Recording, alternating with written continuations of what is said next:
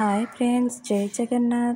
तो सांग मैंने समस्ते केमती अच्छा आशा करे आपण मैंने भलर थे खुशी थे। मु तो बहुत भलर अच्छी खुशी अच्छी।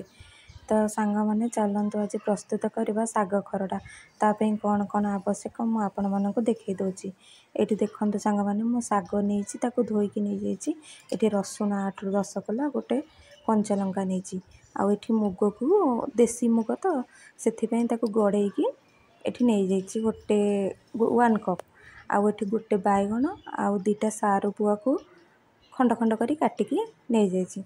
तो सांग मैंने एबे चलतु आम प्रस्तुत करवा शाग खरटार प्रोसेस।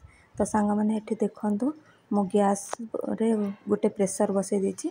सेथिरे 2 ରୁ 3 चामच तेल पकई देछि। तापर सेथिरे सोरिष 1/2 चामच पकई देछि। तो देखो सांग मैंने सोरिष मोर फुटीगलानी। एबे सेथिरे रसुण और कंचा लंका सेटा भी पकईदबा। तापर रसुण कंचा लंका सेटा पकई सारा पर भल भाव में एपट सेपट कर भाजीदबा। एबे देखो सांग मैंने मोर रसुण और कंचा लंका छेचा पूरा भलरे भाजी हो गलानी। एबे सेथिरे आमे आवश्यक अनुसार पानी दबा। पानी दे साइला पर तापर धोई रखिबा मुग को आमे सेथिरे पकईदबा।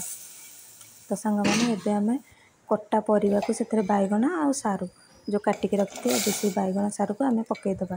तापर ताको आमे 2 ରୁ 3टा सीटी देदबा।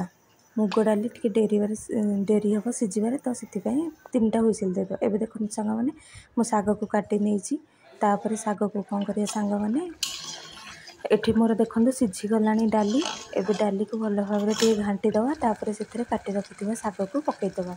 शाग पकई सारा पर से जी शाग को चाहिए आपड़ से अनुसार लुण पकेबे। तब देखो सांग मैंने मु लुण पकईदेली। एबे ताको भल भाव में एपट सेपट करके मिसईदबा।